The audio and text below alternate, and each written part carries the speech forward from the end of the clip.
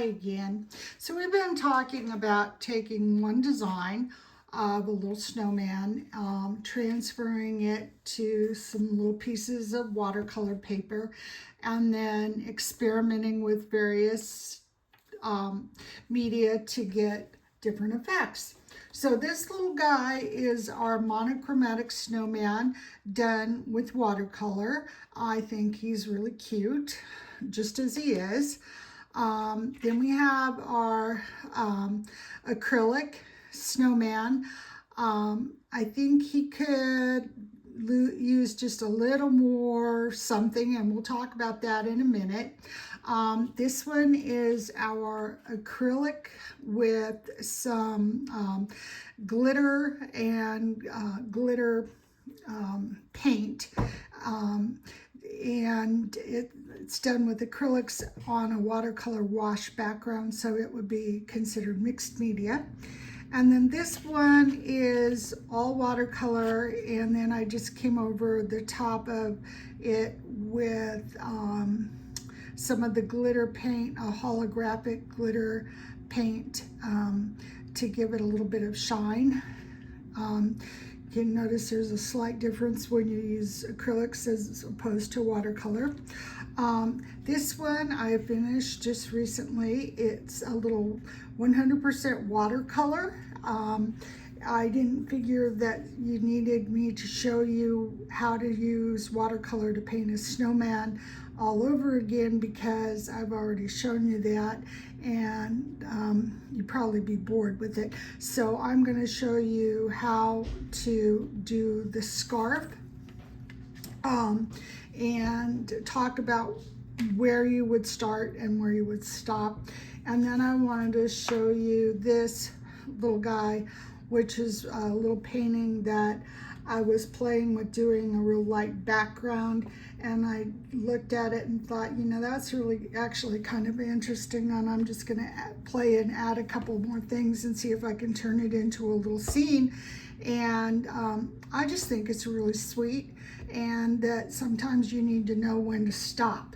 So I think this one is done. All right, so we're going to go ahead and show you how to do the scarf.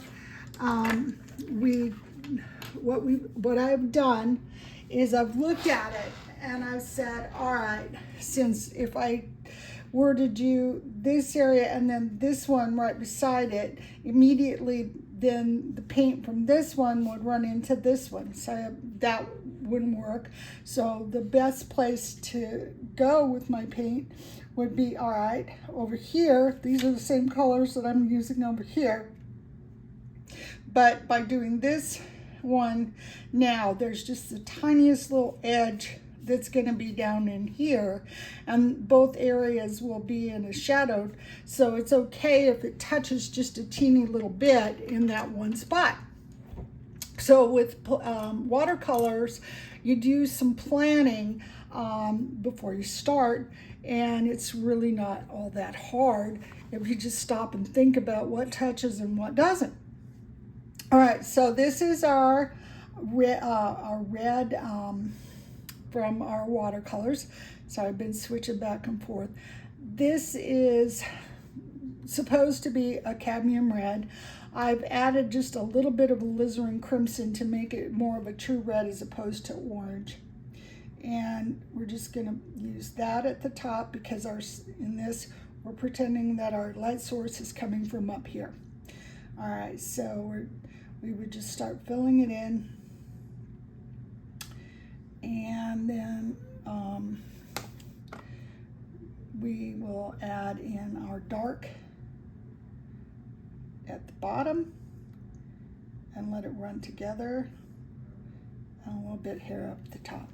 Now that's one of the things I really like about watercolor, is the fact that you can let it run together. All right, so we're going to do the bottom of the scarf, and again, they're touching right up here, but just in the smallest of ways. So you can touch that right now, and it's not going to matter that, because it's dark and dark and they're both still wet. And it's just a tiniest little place to touch. Okay, and then we're going to come under here with our cadmium red, bringing it down. And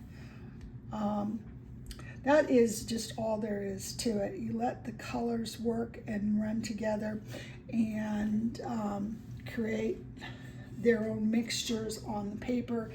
If you wanted to introduce a little bit of yellow to give it more of a highlight, as long as it's wet, you can add in a little bit of yellow and let it run. All right, that's all there is to it. All right, so I'm just playing with this. This is probably never going to be a finished product. But I wanted to demo how to do the scarf and do the shading and when to stop and start. But I was playing with various ways to make trees. I've shown how I use the liner brush, using more and less pressure and moving it around to make trees. You could also use the number 6 brush that as long as you have a nice pointy end, use the pointed end and do exactly the same thing that we did for the other trees. If you happen to have an old brush laying around, I have no idea where this came from. As I've said, I have a son who studied art in college, so it's possible I inherited this brush from him.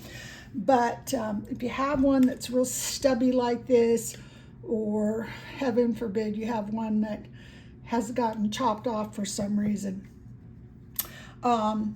you can use a brush like this. You don't ever want to use your good watercolor brush or your number 6 brush, because you probably couldn't really adequately get the paint out of the bristles up near the ferrule. All right, so all we did was just, and I want to make sure this is in the picture, just take a little bit of the green, blot off some of it, get a little bit of the darker green, and I looked at my chart and I said, okay, the lightest one I see is light green and the darkest one I see is the phthalo green. You could have also used the turquoise if you wanted to, but these are the colors that I decided to use. I tried playing with the white and having 3 colors on the brush at one time, but that really actually was a little much and did not work super well. So living and learning. All I'm doing is just tapping.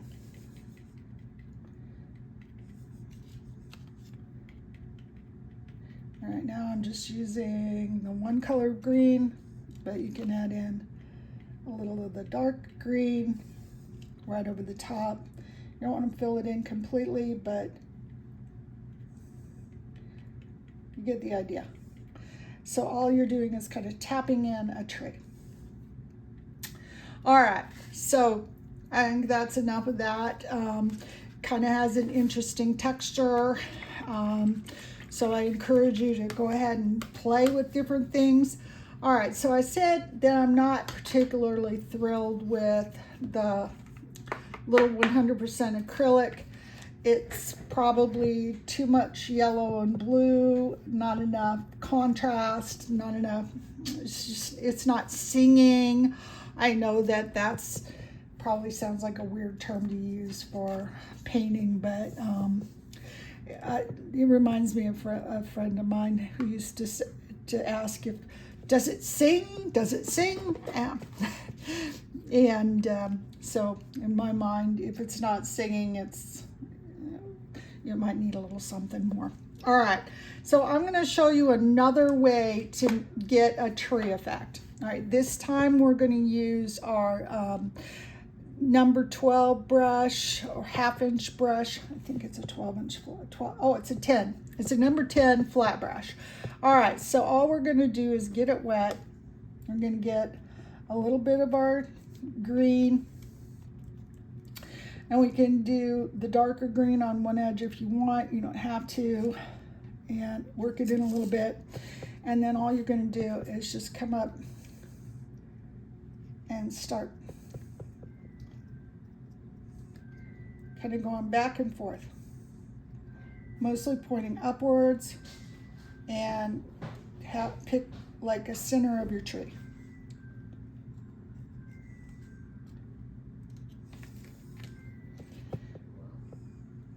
And so I've got the darker towards the center where there would be less light hitting it, and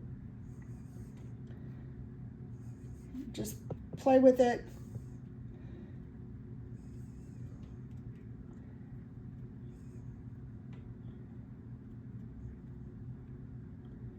Okay, that's it.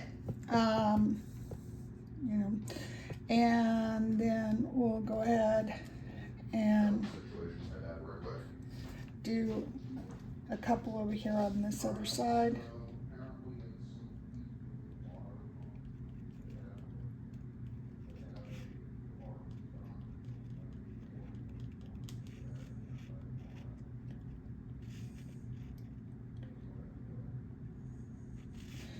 And try to stop before you actually get to the scarf. And we're going to do one more that's going to be partly off the page.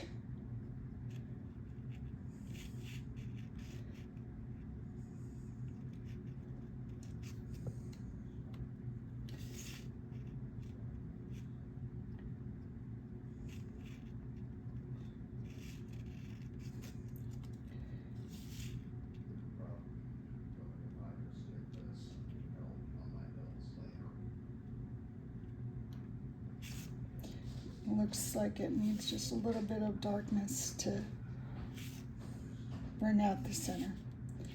Oops, too much. All right, so if you get too much, it's not the end of the world. What you can do is gently lift off a little bit of it, and then one of my favorite things, if you really do something like that and it's a little too strong, is go ahead and do the same thing in a couple more places. And pretend you meant to do that. Okay? So it's not hard at all. So now we're starting to get a little bit more of what I would say visual interest, a little more going on. If you wanted, you could have the trees coming in down and under here. We're not going to bother with that today, but I'm looking at the scarf and the hat, and I'm just not seeing enough definition between the colors of the yellow. So I think that for the shadowed area, we're going to come back in and add just a tiny bit of this yellow ochre, which is a very dull, deep yellow. So that would read shadow type. And we're just going to get a little tiny bit of it with some water. And we're going to come back here on the shadowed side of the hat. And we're going to get a little bit of fresh water. And look at that. And maybe what we need to do is a little tiny bit more white up here on the top. Okay, and you see how that's starting to give it more definition. Okay, and then we can come back in here on the underneath side and maybe do a couple little tiny close together with our and we probably won't want to put very much of this ochre color, yellow ochre, deeper color over here on this side of the hat where the sun is coming from up here. Okay, so that's just those little things add quite a bit to what's going on. We could also take just a little bit of our yellow ochre, and maybe that's a little too much. but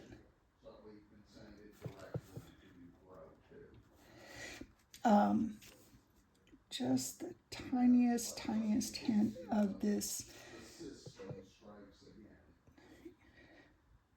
darker yellow.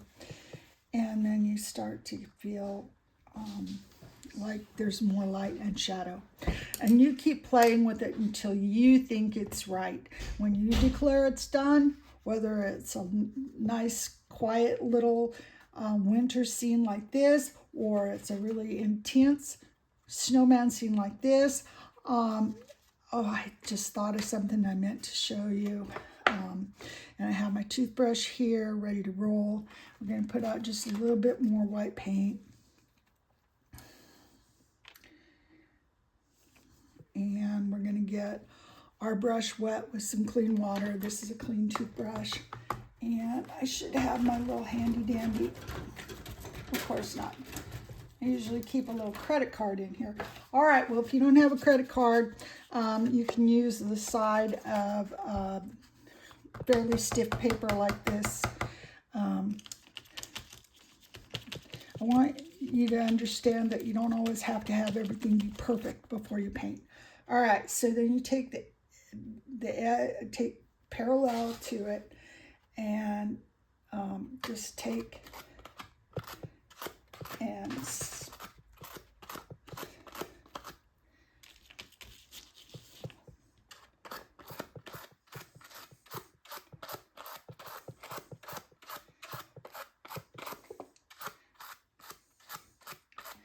splatter it a little bit. I'm not sure if it's showing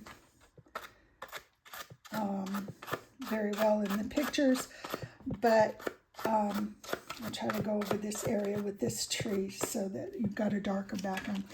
But just by doing a little bit of the splatter painting with the white paint, which has been thinned down just a little bit, it looks like it's snowing on your snowman. So obviously once you put the snow on, you would need to stop trying to add color and highlights and all that, because they would jump out at you because they'd be in front of the snow. All right, hope that these are some good ideas to get you started and let you see that you can play endlessly and come up with your own unique designs. Take care.